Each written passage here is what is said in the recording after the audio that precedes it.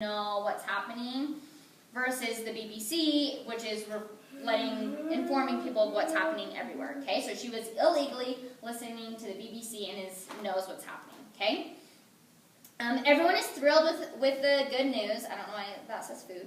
With the good news, and begin to all hug each other, dance, and sing. So they go from wanting to strangle each other to dancing and singing, okay? Now they're dancing and singing. Then Mr. Van Don begins to cry, feeling so ashamed of his actions. Mrs. Frank, too, begins to cry, as she is also ashamed of her own actions and for treating their friends in such a way. So both of them start to get emotional, and they're like, I'm so sorry, I can't believe that I would say those things to you, and Mr. Van Don is ashamed that he would steal food from his own son. Okay, so now they're feeling badly for what they did. Okay, so that's the end of scene 3. Now we're in scene 4, okay? So Anne is 15 years old, okay? So somewhere in that timeline, she's 15. Now, how old was she when she first got to the annex? 10. 9. Yeah, she was 13, okay? So she's 15 now. It's been 2 Okay. years. I thought it was like 5 years. Okay, so last paragraph. A few weeks later, so after that scene of the... Garrett, stop. I didn't do anything. Garrett, I'm watching you. Okay, I saw you do it, so just stop. Okay, don't argue. Just stop. Okay, so scene 4. So a few weeks after, Meep comes in and tells them of the good news. Here we go. A few weeks later, everyone is in the main room except for Margot. There is tension in the room. Both Mr. Van Don and Mrs. Frank are pacing. Okay, both Anne and Peter are at the table doing their schoolwork. So we can feel a tension in the room. We see Mrs. Frank and Mr. Van Don pacing. Peter and Anne are working on their homework. A telephone rings downstairs. Mr. Dussel declares that the telephone is ringing for the 3rd time now today. He's convinced that something has happened and that something is wrong because it is Friday, and no one has been into the building for work that day. Do they usually come in for work on Fridays? Yes, they only don't come in on Sundays. Okay, Sunday's the only day they don't come in. It's Friday, there haven't been workers, and the phone keeps ringing. So everyone's a little bit confused and maybe nervous because things aren't quite the same. He thinks that the phone is ringing because Meep is trying to warn them of something. Mr. Van Don wants Mr. Frank to go answer the phone. So the phone's downstairs, it keeps ringing. They're saying, Mr. Frank, just go answer the phone. And he's like, and then, no, Mr. Frank refuses. He does not want anyone to know that they are there. Everyone is a little bit concerned and coming up with different reasons as to why the workers were not at work that day and why the telephone keeps ringing. So they're suggesting things like, oh, well, maybe we forgot what day of the week it is. Maybe it is Sunday and we just lost track.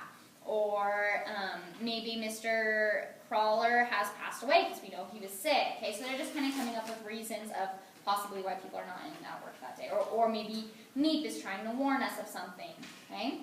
The Van Dons begin to argue and blame each other for being stuck in the attic. Peter can't handle the arguing and runs to his room. Anne follows him. Anne tries to, and then yours gets cut off, and I have the last paragraph on mine, so you need to listen carefully as I read it. Okay. And so Anne falls. So the Van Dons start arguing, saying, "You're the reason we're in there," because they're nervous something bad's happening. So they're like, "You're the reason we're here." No, you're the reason. And they start arguing, and Peter can't handle it. Goes in his room. Anne follows. She follows him and she tries to soothe Peter, telling him to look out his skylight. She says that whenever she wants to feel better and can't stand being stuck in there one more minute, she just imagines herself walking at the park with her dad. She imagines all of the favorite flowers blooming at the park. She says that she thinks it's funny how she used to take it all for granted, and now she would do anything to see it again. She continues to tell Peter that he needs to find something to believe in, something to give him hope. She likes to think of the goodness in all people, and that gives her hope. She thinks that Mr. Kraler, Meep, and Dirk, she thinks of Mr. Kraler, Meep, and Dirk, who's Dirk? Meep's fiance. Yeah. What's his name? Oh, yeah. Dirk. Oh, I think it's a jury. No, Dirk. Who risk their lives every day. She says when she thinks of these good things, she feels much better. So Peter is just upset and frustrated, and he wants out. And Anne is like, well, I like to imagine the park, and it's funny how I used to take it for granted, and now I miss it so much. And I think of the good in the world. I think of the good people, and it gives me hope. You need to find something that gives you hope. Okay? Let's go ahead, pick up on page 431. 431, second column in the middle. Anne just finished telling Peter that he needs to find hope. And she told him what gives her hope. And Peter, take it away with, that's fine. So McLean. That's fine. But when I began to think, I get mad. Look at us. Hiding out for 2 years, not able to move. Caught here like waiting for them to come and get us. And all for what? We're not the only people that had to suffer.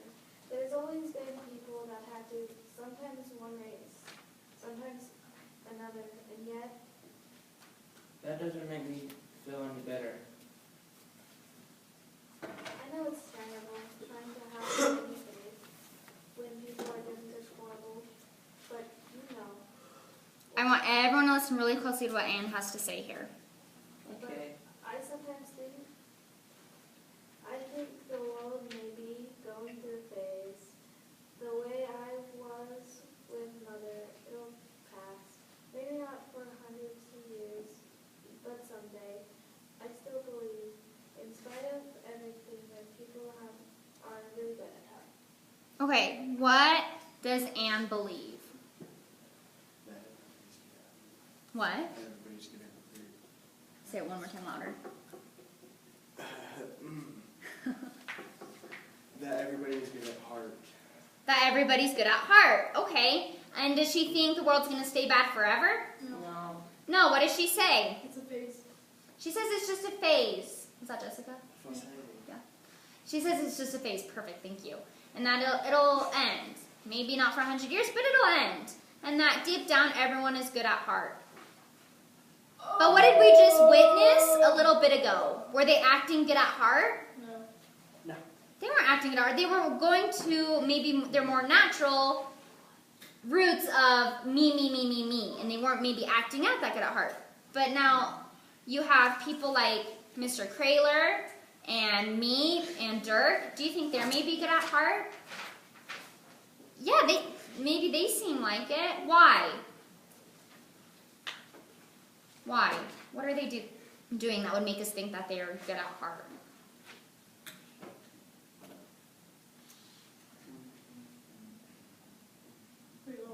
What are me, Dirk, and Mr. Caller doing every day that makes them seem good at heart to us? What are they doing? Why are they good at heart? Me? Because they're helping the people. Okay, so they're helping people. Is it just like helping them out like, oh, hey, here's $1? No, because they could get in trouble, but then they could die. They're risking their lives. Is that what you're going to say, Ariel? Yeah. Yeah, thank you. They're risking their lives every single day. Okay? So, do we originate to be good at heart?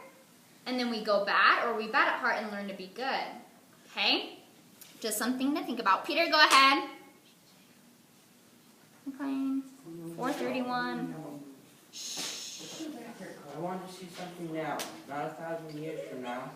He goes over, sitting down again on the cot. Shh, But Peter, if you only look at it as a part of a big pattern, that's where just a little minute in the life. That beautiful thing. She breaks off. Listen to us going at each other on the street of stupid grown-ups. Look at the sky now. Isn't it lovely? She holds out her hand and Peter takes it and rises, standing with her at the window, looking out, his arms around her. Someday, when we're outside again, I'm going to. She breaks off.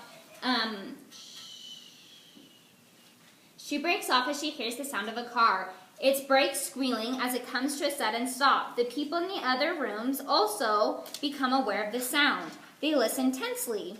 Okay, so it's been quiet all day, no one's been in there, the phone's been ringing, and now they hear some cars pulling up. So everyone's like, what's going on? So they become quiet and are carefully listening. They listen tensely. Another car roars up to a screeching stop. So another car pulls up. Anne and Peter come from Peter's room. Mr. and Mrs. Van Dawn creep down the stairs. Dusel comes out from his room. Everyone is listening, hardly breathing. A doorbell clangs again and again in the building, top of 433. So we hear cars come up, and then we hear someone knocking on the door, okay? Or we hear the doorbell clanging. Ding, ding, ding, ding. Okay? Mr. Frank starts quietly starts quietly down the steps to the door. Dussel and Peter follow him. The others stand rigid, waiting, terrified. In a few seconds, Dussel comes stumbling back up the steps. He shakes off Peter's help and goes to his room. Mr. Frank bolts the door below and comes slowly back up the steps. Their eyes are all on him as he stands there for a minute. They realize what they feared has happened. What have they feared? What do you think's happening? The Nazis in there. Okay, let's keep reading. Okay, Mrs. they Van got Don caught. starts to whimper. Shh. Mr. Van Don puts her gently in a chair and then hurries off up the stairs to their room to collect their things. Peter goes to comfort his mother. There is a sound of violent pounding on the door below. Okay, so we hear some things. We hear the doorbell ringing, and then we hear pounding. Okay, Mr. Frank? Yes. The past 2 years we have lived in fear. Now we can live in hope. The pounding below becomes more insistent. There are muffled sounds of voices shouting commands. Okay, then we hear a bunch of man's voices shouting in German, and they're saying, "Open up, you in there, open up, quickly, quickly, quickly." The street door below is forced open. Okay, so we've heard them down at the street. We hear them ringing the doorbell, then we hear them knocking, then we hear them yelling. Okay, then we hear them force open the door. We hear the heavy tread of footsteps coming up. Mr. Frank gets 2 school bags from the shelves and gives one to Anne and one to Margot. So Mr. Frank grabs a bag, gives one to Margot, one to Anne. He goes to get a bag from Mrs. Frank. The sound of feet coming up grows louder. Peter comes to Anne, kissing her goodbye. Then he goes to his room to collect his things. The buzzer of their door starts to ring. So then we hear their little buzzer up into the attic ringing. Mr. Frank brings Mrs. Frank a bag. They stand together, waiting. We hear the thud of gun butts on the door, trying to break it down. Okay, so first we hear the buzzing of their doorbell. They are not responding. They're trying to grab their things and some bags. And then we hear the end of the guns, the butt of the guns. And then we hear them trying to pound down the door. Okay? And top of 433, second column. Anne stands holding her school satchel, looking over her father and her mother with a soft, reassuring smile. She's no longer a child, but a woman with courage to meet whatever is ahead. The lights dim out. The curtain falls on the scene. We hear a mighty crash as the door is shattered. After a second, Anne's voice is heard. And so it seems our stay here is over. They are waiting for us now. They've allowed us 5 minutes to get our things. We can each get a bag and whatever it will hold of clothes, nothing else. So dear diary, this means I must leave you behind. Goodbye for a while. P.S. Please, me or Mr. or anyone else, if you should find the diary, will you please keep it safe for me, because someday I hope. Her voice stops abruptly. There is silence. After a second, the curtain rises. So we heard the crashing come in, the curtain goes down, we hear Anne's voice. What just happened? They were caught. They were caught. Who? By whom? The Nazis. The Nazis. Okay, so, and what were they all doing while they were waiting? Well, not waiting, but they were grabbing things. Okay, and then what did Anne do with her diary? Left it. She left it. Okay, so she's grabbing her clothing and she leaves her diary. What's her last plead? That Mr. Kramer and me will keep the diary safe. Perfect. And she says, because someday I hope, and then it's cut off. Okay? So during that scene, the curtain was down. Now it's rising. Okay? After a second, the curtain rises. Scene 5. It is again the afternoon in November 1945. The rooms are as we saw them in the first scene. Mr. Crawler has joined Miep and Mr. Frank. There are coffee cups on the table. We see a great change in Mr. Frank. He is calm now. His bitterness is gone. He slowly turns a few pages of the diary. They are blank. What just happened? It's I over. don't really get it. He's not breathing. We're back to Yes, it went back to, because remember that entire time in the annex was all a flashback. Okay, remember scene 1, what happens in the very first scene? What do we see? Yeah, we see me, Mr. Krayler, and Mr. Frank. And Mr. Frank, remember he saw the white glove, kind of started to tear up, and then he told me to burn all the papers, and then she said, what about this? Hands him Anne's diary, and he starts reading. And then we had that flashback of everything that happened. Now we're back in the present time, and he's sitting there, and he just finished reading her diary. Okay? So they don't know how that chick died.